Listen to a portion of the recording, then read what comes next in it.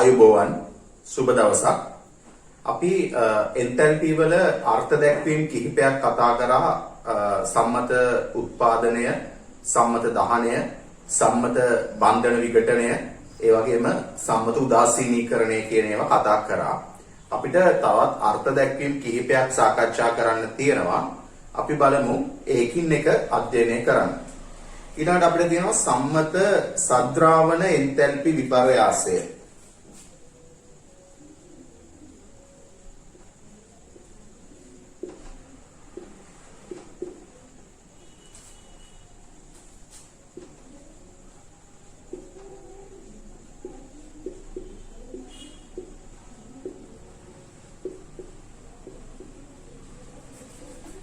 මේක සංකේතවත් කරනවා ඩෙල්ටා x සම්මතය කියලා. සිම්පල් වලින් අපි ලියනවා SOL.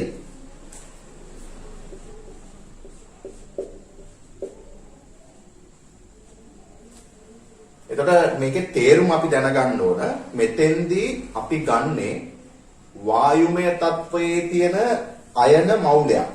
එතකොට මේක කියලා තියෙනවා බලන්න සම්මත අවස්ථාවේ ඇති වායුමය අයන මවුලයක්. එතකොට අනිවාර්යයෙන්ම ගන්නෙ වායුමය අයන මවුලයක්. يعني Na ධන Mg ධන 2 අපි දන්නේ නැහැ. අපි N ධන කියලා හිතමු. මේක වායුමය තත්වයේ විය යුතුයි. මොකද අර්ථ දැක්වීම පැහැදිලිව බලන්න එතන 12 වෙනි පිටුවේ තියෙනවා. සම්මත සද්‍රාවන එන්තැල්පි විපර්යාසයේ ඩෙල්ටා x සම්මතයේ SOL යටතේ සම්මත අවස්ථාවේ ඇති වායුමය අයන මවුලයක්. එතකොට වායුමය වෙන්න ඕන, මෙහා මවුල එකක් වෙන්න ඕන. අයන මවුලයක් අතිරික්ත ද්‍රාවක ප්‍රමාණයක් සමග. දැන් ජලය වෙන්න පුළුවන්, වෙනත් එකක් වෙන්න පුළුවන්. දියවන මොන හරි ද්‍රාවකයක් තුල. එතකොට අතිරික්ත ද්‍රාවක ප්‍රමාණයක්. එතකොට මේකට අවශ්‍ය තරම් දිය වෙන්න පුළුවන් ද්‍රාවකයක් අපි සලකනවා. සලකලා මෙතෙන්දී අන්න එයා තුල දිය වෙලා 1 මවුල ඝන ඩෙසිමීටර් සාන්ද්‍රණය තියෙන පරිපූර්ණ ද්‍රාවණයක් සෑදීමේදී සිදුවන එන්තැල්පි විපර්යාසය. එතකොට මේක තුල දිය වෙලා අපි හදා ගන්නවා m වල n ධන ද්‍රාවණය 1 මවුල ඝන ඩෙසිමීටර් සාන්ද්‍රණය තියෙන පරිපූර්ණ ද්‍රාවණයක්. අන්න ඒ අවස්ථාවේ ඇතිවන ශක්ති විපර්යාසය තමයි සම්මත සද්‍රාවන එන්තැල්පි විපර්යාසය කියලා කියන්නේ. ඒ වගේම අපි මෙතන ද්‍රාවකයේ විදිහට ජලය සලකනකොට අපි ඒකට නමක් කියනවා සම්මත සජලන එන්තැල්පිය කියලා. බලන්න ඊළඟට තියෙනවා සම්මත සජලන එන්තැල්පි විපර්යාසය. සම්මත සජලන එන්තැල්පි විපර්යාසය. ඒතර සම්මත සජලන එන්තැල්පි විපර්යාසය කිව්වහම බලන්න සංකේතවත් කරලා තියෙනවා ඩෙල්ටා x සම්මතය HUD කියලා. ඒ කියන්නේ හයිඩ්‍රේෂන් කියන එක HUD. දැන් මෙතෙන්දිත් සලකලා තියෙන්නේ බලන්න වායුමය අයන මවුලයක්. එතන සලකලා තියෙනවා Na ධන සෝඩියම්ගේ ධන කියන වායුමය අයන මවුලයක්. එතකොට මෙතෙන්දී අර සම්මත සද්‍රාවණයක වගේ ඕනම ද්‍රාවකයක් පාවිච්චි කරන්න බෑ. ජලය තමයි පාවිච්චි කරන්නේ. අර්ථ දැක්වීමේ තියෙනවා පැහැදිලිව බලන්න සම්මත අවස්ථාවේ ඇති වායුමය අයන මවුලයක් අතිරික්ත ජල ප්‍රමාණයක ද්‍රාවණය වී 1 මවුල ඝන ඩෙසිමීටරයට සාන්ද්‍රණය තියෙන ද්‍රාවණ තත්ත්වයට පත්වීම ආශ්‍රිත එන්තැල්පි විපර්යාසයයි. එහෙනම් මේක ජලය තුල දිය වෙන්නේ. ජලය තුල දිය වෙලා Na ධන AQ කියන තත්ත්වයටපත් වෙනවා. අන්නේ තත්ත්වයටපත් වුනහම ඇතිවන එන්තැල්පි විපර්යාසය තමයි මේ ඩෙල්ටා x සම්මතයේ HUD කියලා හඳුන්වන්නේ. හරි. එහෙනම් සම්මත සද්‍රාවණ කිව්වොත් ද්‍රාවකයේ විදිහට ඕනම එකක් පාවිච්චි වෙන්න පුළුවන්. සම්මත සජලන කියලා කිව්වොත් ද්‍රාවකයේ විදිහට ජලය තමයි පාවිච්චි වෙන්නේ. ඊළඟට තියෙනවා සම්මත ද්‍රාවණ එන්තැල්පි විපර්යාසය. සම්මත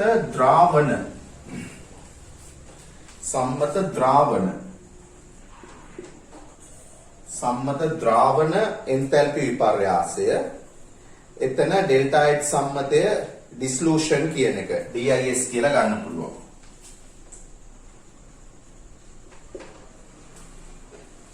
දැන් අපි ලුණු අරගෙන වතුරට දැම්මහම වෙන්නේ මොකද්ද? සෝඩියම් ක්ලෝරයිඩ් නේ ලුණු කියන්නේ. ඒක ඝන අවස්ථාවේ තියෙනවා. වතුරට දැම්මම හොඳට වතුරේ දිය වෙලා Na ධන Cl ඍණ අයන වලට කැඩිලා යනවා. නැත්නම් අපිට එකතු කරලා ලියන්න පුළුවන් සෝඩියම් ක්ලෝරයිඩ් ජලීය තත්වයේ කියලා. එතකොට එතෙන්දී වෙන්නේ ඝන අවස්ථාවේ තියෙන සංයෝග මවුලය ජලයේ දිය වෙලා ජලීය තත්වයටපත් වීම. එතකොට මේ වගේ සම්මත අවස්ථාවේ තියෙන ද්‍රව්‍යයක මවුලයක් ද්‍රාවණය වී ද්‍රාවක ප්‍රමාණයක ද්‍රාවණය වී 1 මවුල ඝන ඩෙසිමීටරයට ද්‍රාවණයක් සෑදීමේදී සිදුවන එන්තැල්පි විපර්යාසය. අපි ගත්තොත් සෝඩියම් ක්ලෝරයිඩ් ලුණු. අපි දන්නවා මේ සෝඩියම් ක්ලෝරයිඩ් වලට ජලය දැම්මහම මේක අයන ස්ථිර ද්විද්‍රව විදියට හොඳින් ආකර්ෂණය වෙන්න පුළුවන් නිසා Na ධනායනයේ වටා සෝඩියම් ඍණායනයි Na ධනායනයේ වටා ජලයේ තියෙන ඕවල තියෙන ඍණ ස්ථිර ද්විද්‍රවයයි Na ධනාය කියන අයනය ජලයේ තියෙන ස්ථිර ද්විද්‍රවයේ ඔක්සිජන් පැත්ත. ඒකට අයන ස්ථිර ද්විද්‍රවය. ඒ වගේම Cl ඍණායනය. Cl ඍණායනයට ජලයේ H2O වල තියෙන H ධනයකේ තියෙන ආකර්ෂණය වෙලා එතනත් අයන ස්ථිර ද්විද්‍රව. අනේ අයන ස්ථිර ද්විද්‍රව ආකර්ෂණ තත්ත්වයට පත් වෙන හින්දා හොඳින් ජලීය තත්ත්වයට පත් වෙනවා. අනේ ඒ වගේ එකක් අපිට ඒතකොට සලකන්න පුළුවන් සම්මත ද්‍රාවණ එන්තැල්පි විපර්යාසය කියලා. ඒතකොට ඔය සම්මත සද්‍රාවණ වුණත් සම්මත සජලන වුණත් සම්මත ද්‍රාවණ වුණත් ටිකක් එකම විදිහට තමයි පොඩි වෙනස්කම් තමයි තියෙන්නේ. ඒතකොට ඒවා අපිට සලකන්න පුළුවන් දැන් ඒ තුනම දන්න හින්දා. ඊළඟට අපි කලිනුත් කතා කරපු වචනයක් තියෙනවා ඌර්ධෝපාතනය. වායු පාඩමේදීත් අපි කතා කරා ඝනයක් ද්‍රව නොවි කෙලින්ම ඒකේ වාෂ්පය බවට පත්වීම අපි ඌර්ධෝපාතනය කියලා හඳුන්වනවා. එතකොට සම්මත ඌර්ධෝපාතන එන්තැල්පි විපර්යාසය.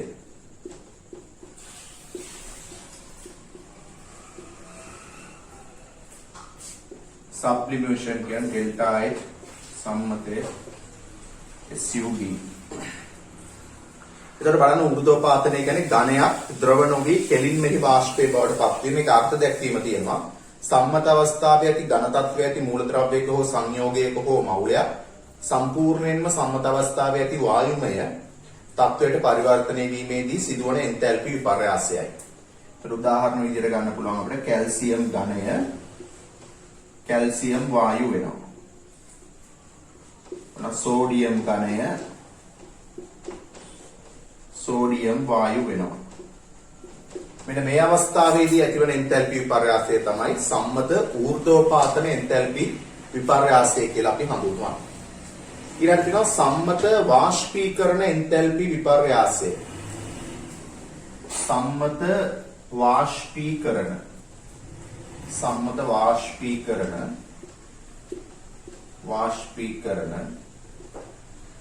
එන්තැල්පි විපර්යාසය ඒක ඩෙල්ටා H සම්මතය ඔය විදිහට අපිට හඳුන්වන්න පුළුවන්. එතකොට මෙතෙන්දී ද්‍රව අවස්ථාවේ තියෙන මවුලයක් වායු අවස්ථාවටපත් වීම. එතකොට සම්මත අවස්ථාවේදී මූලද්‍රව්‍යයක හෝ සංයෝගයක මවුලයක් සම්මත අවස්ථාවේ ඇති වායු අවස්ථාවට සම්මත අවස්ථාවේ ඇති මූලද්‍රව්‍යයක හෝ සංයෝගයක මවුලයක් සම්මත අවස්ථාවේ ඇති වායු අවස්ථාවට පරිවර්තනය වීමේදී සිදුවන එන්තැල්පි විපර්යාසයයි. දැන් උදාහරණයක් විදිහට බ්‍රෝමීන් කියන එක තියෙන ද්‍රව විදිහට. කාම්බර උෂ්ණත්වයේදී පීඩනයේදී ද්‍රව විදිහට තියෙනවා. ඒත් මේක වාෂ්ප කරන්න නම් අපි Br2 ගෑස් බවට පත් කරන්න ඕන. ඕක තමයි Br2 ලික්විඩ් එක Br2 ගෑස් වෙන එක තමයි සම්මත වාෂ්පීකරණ එන්තැල්පි කියලා කියන්නේ. ඔන්න ඔය වගේ වට තමයි සම්මත වාෂ්පීකරණය කියලා කියන්නේ. ඊට සම්මත විලයනය කිව්වොත් ඝනය ද්‍රව වෙන එක. එතන සම්මත විලයන එන්තැල්පි විපර්යාසය. ඊළඟ එකේ තියෙන සම්මත විලයන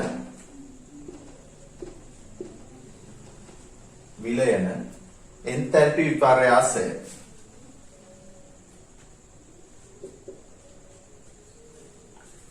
එතකොට බලන්න ඒකේ පෙන්නලා තියෙනවා සම්මත විලයනයේට ඇලුමිනියම් ඝනය ඇලුමිනියම් ද්‍රව වෙනවා. එතකොට ඝන අවස්ථාව ද්‍රව අවස්ථාවට පත්වීම. මේ ලිපි. එතකොට ඒක අර්ථ දැක්වීම කියලා තියෙනවා සම්මත විලයනයේ යටතේ සම්මත අවස්ථාවේ ඇති ඝන මූල ද්‍රව්‍යයක හෝ සංයෝගයක මවුලයක් ද්‍රව අවස්ථාවට පරිවර්තනය වීමේදී සිදුවන එන්තැල්පි විපර්යාසය කියලා. ඊළඟ සම්මත පරමාණුකරණ එන්තැල්පි විපර්යාසය. සම්මත පරමාණුකරණ.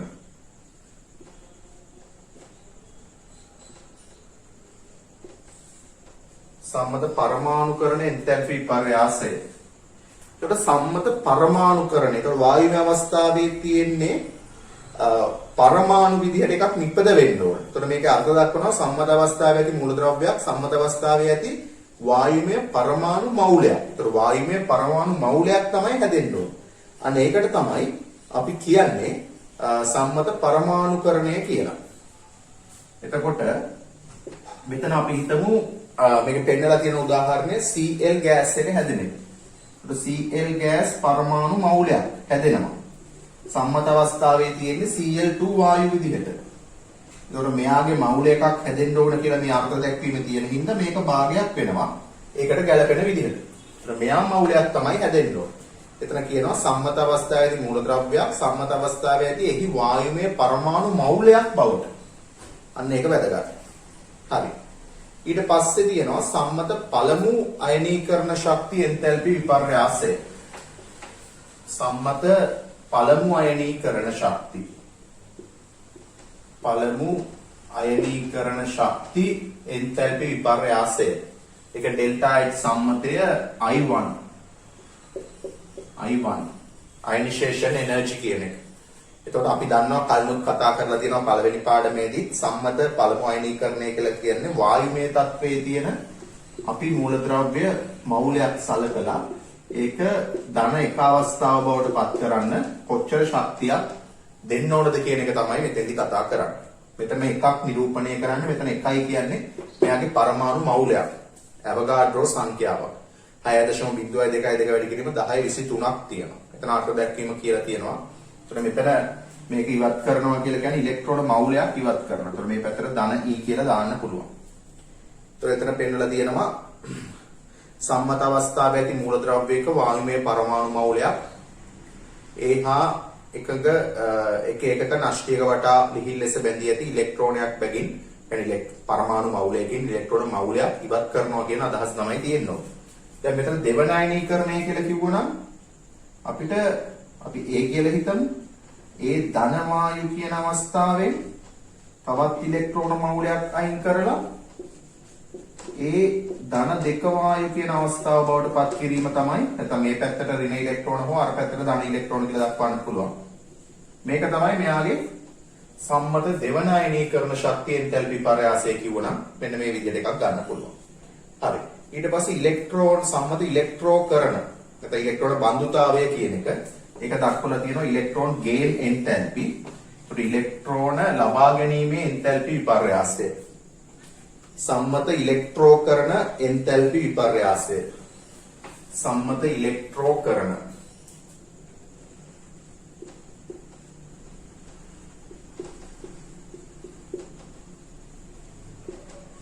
සම්මත ඉලෙක්ට්‍රෝකරණ එන්තැල්පි විපර්යාසය. ඉලෙක්ට්‍රෝන ගේන් එන්තැල්පි කියන එක. එතකොට එතෙන්දිත් වායුමය අවස්ථාවේ තියෙන පරමාණු තමයි සලකන්නේ. සම්මත අවස්ථාවේ ඇති වායුමය පරමාණු මවුලයක් ඉලෙක්ට්‍රෝනයක් බැගින් ප්‍රතිග්‍රහණය කරමින් සම්මත අවස්ථාවේදී වායුමය ඒක ඍණායන මවුලයක් සෑදීමේදී සිදුවන එන්තැල්පි විපර්යාසය. මෙන්න Cl වායු මවුලයක් ඉලෙක්ට්‍රෝන මවුලයක් ගන්නවා. Cl ඍණ වායුමය අවස්ථාවේ මවුලයක් හදනවා. ඔන්න ඕක තමයි ඉලෙක්ට්‍රෝන ලබා ගැනීමේ එන්තැල්පි. එහෙම නැත්නම් ඉලෙක්ට්‍රෝන ගේන එන්තැල්පි. සම්මත ඉලෙක්ට්‍රෝකරණ එන්තැල්පි කියලා හඳුන්වන්නේ. ඒකේ අවසානික අයනික සංයෝගයක සම්මත දැලිස. මෙන්න මේක හොඳට තේරුම් ගන්න සම්මත දැලිස එන්තැල්පිය. සම්මත දැලිස. දැලිස එන්තැල්පි විපර්යාසය. ලැටිස් එනර්ජි කියන එක.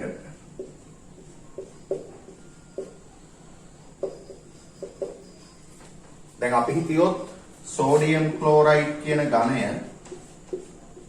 වායුමය තත්ත්වයේ තියෙන අයන වලින් හැදෙන එක තමයි මෙයාගේ දැලිස එන්තැල්පිය කියලා කියන්නේ. ඒත් වායුමය තත්ත්වයේ තියෙන අයන Na ධන ගෑස් ධන Cl ඍණ ගෑස් වෙනවා. දැන් හදිසිය හරි සෝඩියම් ක්ලෝරයිඩ් වල උත්පාදන එන්තැල්පිය කිව්වනම් අපි දන්නවා අපි සම්මත තත්ත්වයටදී තියෙන සංඝටක වලින් හදන්නේ. එහෙනම් මෙතන Na ධන Cl2 වායු මෙතන භාගයයි. ඔහොමනේ අපි ගන්නෙ. මෙයාගේ මේ උත්පාදනය නම් මේ දැලිස කියලා ගන්නකොට ගන්නෙ වායුමය තත්වයේ තියෙන අයන වලින් මේ ඝන සංයෝගය මවුල එකක් හැදෙන එක. ඔක දැලිස හැදෙන එක. දැලිස බිඳෙන එක විදිහට පෙන්වන්නත් පුළුවන්. ඒතර ඔය ශක්තියමයි අගය ප්‍රතිවිරුද්ධ වෙනවා. අගය ධන නම් ඍණ වෙනවා, ඍණ නම් ධන වෙනවා. සාමාන්‍ය දැලිස හැදෙනකොට ශක්තිය පිට වෙනවා. ඍණ. දැලිස කලනකොට ශක්තිය අවශෝෂණය වෙනවා. ඒතර මේක මේ පැත්තට පෙන්වන්න පුළුවන්. Na ධන වායු ධන Cl ඍණ වායු කියලා පෙන්වන්න පුළුවන්. බලන්න එතන පෙන්නලා තියෙනවා සම්මත අවස්ථාවේ ඇති ඝන තත්වයේ ඇති අයනික සංයෝගික මවුලයක් එහි වායුමය ධන හා ඍණ අයන බවට පත්වීමේදී සිදුවන එන්තැල්පි පර්යාසය. මෙහෙම පෙන්වන්නත් පුළුවන්. මෙහෙම පෙන්වන්නත් පුළුවන්. මේක දැලිස හැදෙන එක, මේක දැලිස කැඩෙන එක. හරි. ඊට පස්සේ තියෙනවා දැලිස එන්තැල්පිය හෙවත් අයනික සංයෝගික උත්පාදන එන්තැල්පිය බෝන්-හේබර් චක්‍රය. ඒවා සම්බන්ධ කරලා බෝන්-හේබර් චක්‍රයක් හදලා තමයි අපි ගැටලු විසඳන්නේ. අන්න බලමු අපි දැන් ඔය එන්තැල්පිය සම්බන්ධව සියලුම දේවල් අපි කතා කරා. දැන් බලමු ඕකෙන් ගණන් හදන්නේ කොහොමද කියලා. අපි බලමු ගණන් දෙක තුනක් හදන්න. එතකොට අපිට මේක තවදුරටත් හොඳටම පැහැදිලි කරගන්න පුළුවන්. ඔන්න අපිට ගැටලුවක් කියනවා මෙහෙම. පහත සඳහන් තාප රසායනික දත්ත ඔබට සපයා දී ඇත. KCl දී සම්මත උත්පාදන එන්තැල්පිය ඍණ 437යි. KCl වල සම්මත උත්පාදන එන්තැල්පිය KCl ඝනයේ සම්මත උත්පාදන එන්තැල්පිය දෙනවා. ඒතර සම්මත උත්පාදන එන්තැල්පිය කියන්නේ සම්මත තත්ත්වයට තියෙන සංඝටක වලින් K ඝනය ධන භාගයයි Cl2 වායු. මෙයාගෙන් KCl ඝනය මවුලයක් හැදෙන එක. ඒතර ඒකේ එන්තැල්පි විපර්යාසය අපිට දෙනවා. හරි. ඍණ 437යි කිලෝජූල් මවුලයට. ඩෙල්ටා HF කියන එක ඍණ 437යි කිලෝජූල් මවුලයට. මම කෙලින්ම අගේම ලියනවා මෙතන ඍණ 437යි කිලෝජූල් මවුලයට. හරි. ඊට පස්සේ දෙනවා K ඝනයේහි සම්මත ඌර්ධෝපාතන එන්තැල්පිය ඩෙල්ටා H සම්මත S ධන 89යි. Cl2 හි සම්මත බන්ධන විඝටන එන්තැල්පිය ඩෙල්ටා H සම්මතය D ධන 244යි. K ගෑස් හි ප්‍රථම අයනීකරණයේ සම්මත එන්තැල්පිය ඩෙල්ටා H සම්මතය I1 ධන 418යි. ඊළඟට Cl ගෑස් හි ඉලෙක්ට්‍රෝන ලබා ගැනීමේ සම්මත එන්තැල්පිය ඍණ 349යි. KCl සඳහා සම්මත දැලිස එන්තැල්පිය ගණනය කරන්න. දැන් මේ වගේ ගණන් හදනකොට අපි කරන්නේ දැලිස එන්තැල්පිය කියන එක හොයන්න ඕන. අපිට මෙන්න මේ තියෙන අනිත් දත්ත පාවිච්චි කරලා අපි මේකේ හේස් නියමය දාන්න පුළුවන් විදිහට හදා ගන්නවා. එතකොට මේ දැලිස කියලා කියන්නේ K ධන වායු සහ Cl ඍණ වායු වලින් KCl ඝනය මවුලයක් හැදෙන එකනේ. ඒක තමයි හොයාගන්න ඕනේ. අපිට දීපු දත්ත වලින් පුළුවන් මේකෙන් මේක හදන්නත් මේකෙන් මේක හදන්නත්. දැන් K ඝනයේහි ඌර්ධෝපාතනය දීලා තියෙනවා ධන 89යි කියලා. එහෙනම් මේක ඌර්ධෝපාතනය කරාම K ගෑස් වෙනවා. ඒතර ඒකේ අගය තමයි මෙයාගේ ඌර්ධෝපාතන එන්තැල්පිය කියන්නේ ධන 89 කිලෝජූල් මවුලයට.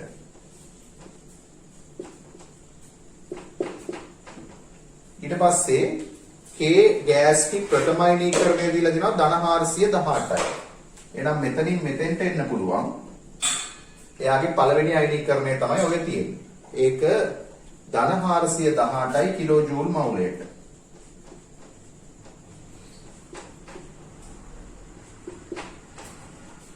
ඊට පස්සේ බලමු Cl2 වලින් Cl ඍණ හදාගන්න. දැන් Cl2 හි සම්මත බන්ධන විඝටන එන්තැල්පිය ධන 244යි. හොඳට තේරුම් ගන්න මෙතන Cl2 මවුල එකක් නෙමෙයි තියෙන්නේ මවුල භාගයයි. එහෙනම් Cl2 මවුල භාගයක් බන්ධන විඝටනය කරාම Cl ගෑස් හැදෙන්නේ. ඒතර බන්ධන විඝටන එන්තැල්පිය කියන්නේ මෙයා මවුලයක් විඝටනය කරන්න දෙන්න ඕන ශක්තිය තමයි ධන 244. එහෙනම් මෙතෙන්ට අපි දාන්න ඕන ධන 244 බෙදීම 2 කිලෝජූල් මවුලයට. කිලෝජූල් මවුලයට. හරි. දැන් තියෙන Cl ගෑස් Cl ඍණ කරන්න ඒක අපිට දෙනවා Cl ගෑස් හි ඉලෙක්ට්‍රෝන ලබා ගැනීමේ සම්මත එන්තැල්පිය ඍණ 349යි. එහෙනම් මෙතනින් මෙතෙන්ට යන්න පුළුවන්. ඒක ඍණ 349යි කිලෝජූල් මවුලයට. ඔන්න දැන් තමයි අපිට හේස් නියමය දාලා අපි දන්නවා හේස් නියමයෙන් කියන්නේ මෙන්න මේකයි. ගමන් මාර්ගය වෙනස් වුණාට ප්‍රතික්‍රියා කරපු පියවර සංඛ්‍යාව වෙනස් වුණාට එන්තැල්පි විපර්යාසය වෙනස් වෙන්නේ නැහැ. මෙතනින් මෙතෙන්ට ගියත් එකයි, මෙහෙම ගියත් එකයි. මේ ගිහිල්ලා තියෙන විදිහට ගියත් එකයි. මෙහෙම ගියත් එකයි. ඔය මොන විදිහට ගියත් එකයි කියන එක තමයි අපිට හේස් නියමයෙන් කියන්නේ. එහෙනම් අපි මේකට දානවා හේස් නියමය. හේස් නියමයෙන්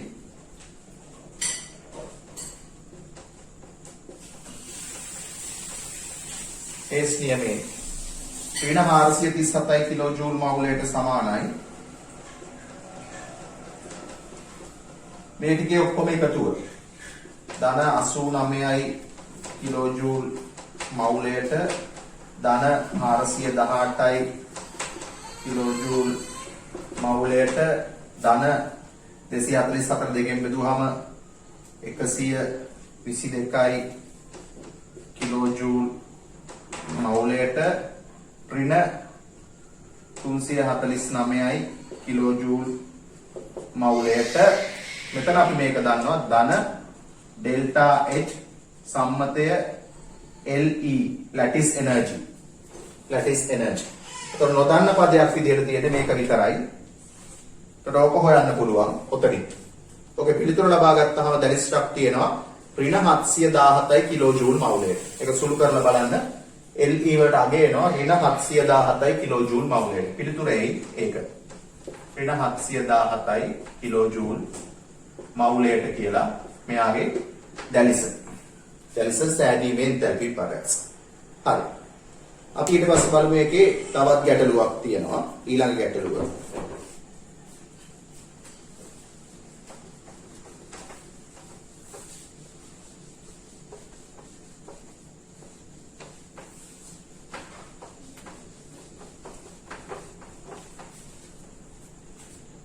ඊළඟ ගැටලුවේ තියෙනවා මෙහෙම පහත දැක්වෙන දත්ත සලකන්න CH4 හි සම්මත උත්පාදන එන්තැල්පිය ඍණ 75යි CH4 හි උත්පාදන එන්තැල්පි සම්මත උත්පාදන එන්තැල්පිය ඍණ 75යි කිලෝජූල් මවුලයට 2H H2 යන ප්‍රතික්‍රියාවේ සම්මත එන්තැල්පිය ඍණ 432යි කාබන් ග්‍රැෆයිට් කාබන් ගෑස් යන ප්‍රතික්‍රියාවේ සම්මත එන්තැල්පි විපර්යාසය ධන 715යි මෙම දත්ත උපයෝගී කරගනිමින් CH4 වලට අදාළව CH සම්මත මධ්‍යන්න බන්ධන විඝටන එන්තැල්පිය ගණනය කරන්න. දැන් CH4 වල උත්පාදනය දෙනවා. CH4 මෙයාගේ උත්පාදනය දෙනවා. ඒක උත්පාදනය කියන්නේ කාබන් ධනය ධන 1H2 වායු වලින් CH4 මවුලයක් හැදෙන එක. මේකට අදාළ එන්තැල්පි විපර්යාසය දෙනවා ඍණ 75 කිලෝජූල් මවුලයට. ඍණ 75 කිලෝජූල් මවුලයට. දැන් CH4 කියන එක තියෙන විදිහ අපි බැලුවොත් මොකද මේකේ බන්ධන ගැනනේ අහන්නේ. CH4 වල මෙහෙමනේ තියෙන්නේ. චතුස්තලීය සමමිතික අණුවක් CH බන්ධන හතරක් තියෙනවා.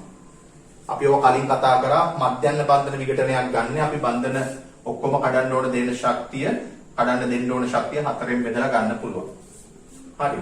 දැන් අපිට දත්ත විදිහට දෙනවා මේකේ 2H H2 වෙන එකේ එන්තැල්පිය ඍණ 432යි කියලා.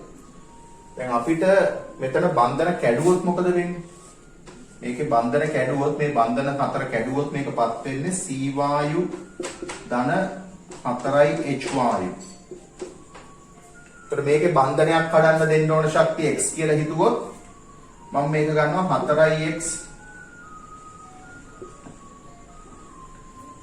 කිලෝජූල් මවුලයට 4x කියලා ප්‍රමාණයක් කියලා මම හිතනවා 4x කිලෝජූල් මවුලයට මේ බන්ධන හතර කඩන්න දෙන්න ඕන ශක්තිය එක බන්ධනයකට මධ්‍යන්නේ ගන්න අන්තිමට x කියලා මේක එකක් වෙනස් වෙන්න පුළුවන් අන්තිමට 4x කියලා ඔක්කොම ගත්තොත් x වලට මධ්‍යන්නගේ එනවා හරි දැන් අපි කාබන් ඝනය කාබන් ගෑස් කරන්න පුළුවන් දත්තයක් දෙනවද අපිට ඔව් කෙලින්ම දෙනවා ග්‍රැෆයිට් කාබන් ගෑස් යන ප්‍රතික්‍රියාව එන්තැල්පි විපර්යාසය ධන 715යි කියලා. එහෙනම් මෙතනින් මෙතෙන්ට එන්න පුළුවන් කෙලින්.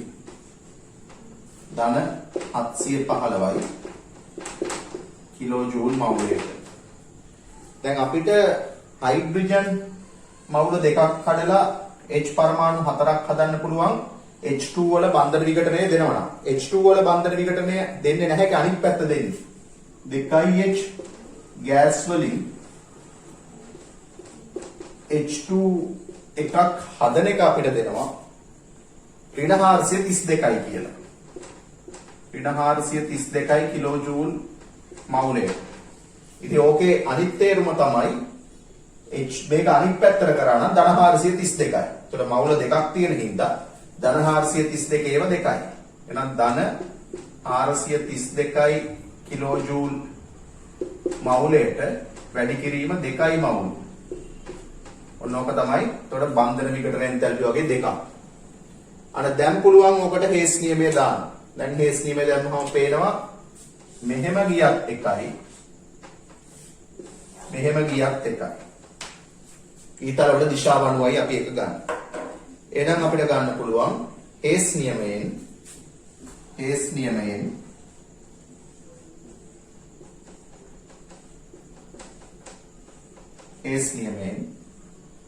ඍණ 75 මේකක දාන්න නැතුව ගන්න ඕගොල්ලෝ එකත් එක්ක ආදේශ කරන ධන 4x සමානයි ධන 715 ධන 432 වැඩි කිරීම 2. ඔන්නෝක සුළු කරාම x වලට පිළිතුරක් ලැබෙනවා. ඒක සුළු කරාම x වලට එනවා ධන 413.5 කිලෝජූල් මවුලයට කියලා. අදලා සුළු කරලා ගන්න x වලට එනවා ධන 413.5 කිලෝජූල් මවුලයට. ධන 413.5 කිලෝජූල් මවුලයට පිළිතුර.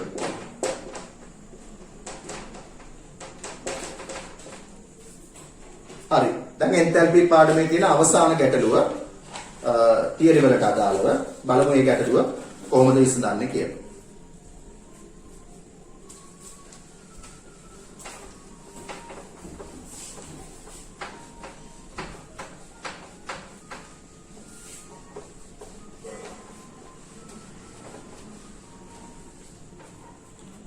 ඒකේ කියනවා මෙහෙම සම්මත බන්ධන විඝටන එන්තැල්පි 3ක් පහත දක්වා ඇත HH ධන 432යි FF ධන 158යි 1015 වෙනි පිටුව ඩියුට් එකේ HF ධන 569යි මෙබ දත්ත උපයෝගී කරගනින් HF හි සම්මත උත්පාදනය මේ HF වල සම්මත උත්පාදනය අහන්නේ HF ගෑස් එක එයාගේ සම්මත උත්පාදනය කියන්නේ භාගයයි H2 ගෑස් ධන භාගයයි F2 ගෑස් වලින් මෙයා මවුලයක් හැදෙන එක.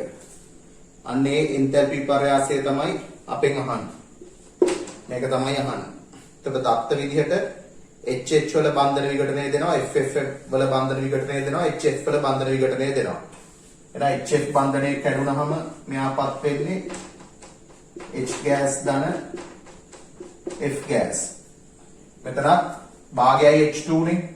බන්ධන විඝටනයෙන් භාගයක් H F2 වල බන්ධන විඝටනයෙන් භාගයක් F භාගයයිනේ මවුල එකකට මේ බන්ධන විඝටනය කියන්නේ.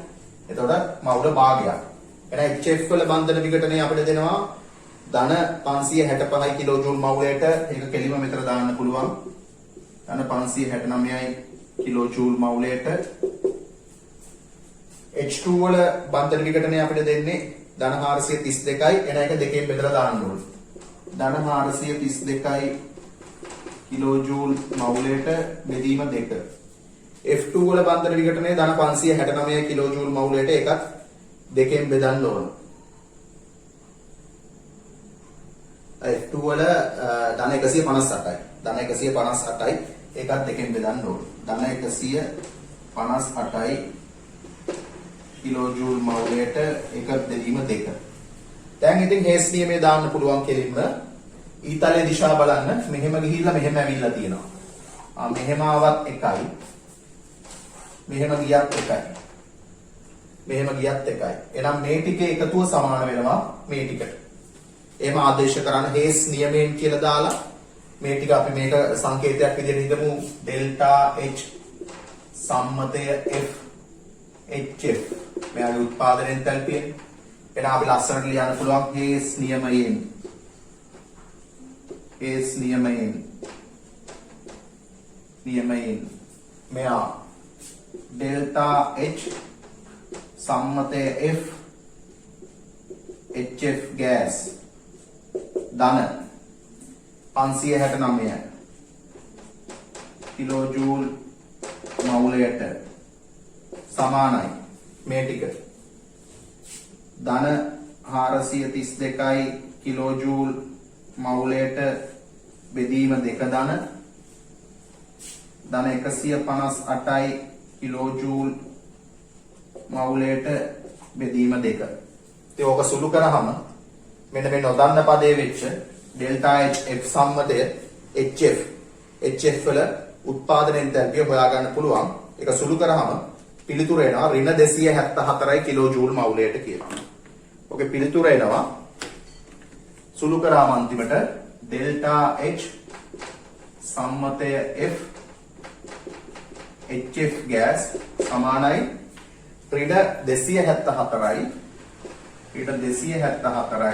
කිලෝජූල් මවුලයට. ඔන්න මේකේ අවසාන පිළිතුර. එහෙනම් අපි දැන් එන්තැල්පි සම්බන්ධව සම්පූර්ණ කොටස් සාකච්ඡා කරා. අපි ඊළඟ වීඩියෝ එකෙන් බලමු මේකේ ඉතිරි කොටස එන්ට්‍රොපිය සම්බන්ධව කතා කරන්න. ඊට පස්සේ අපි විභාග ප්‍රශ්න කරනකොට තවදුරටත් අපිට මේවා පැහැදිලි කරගන්න පුළුවන්.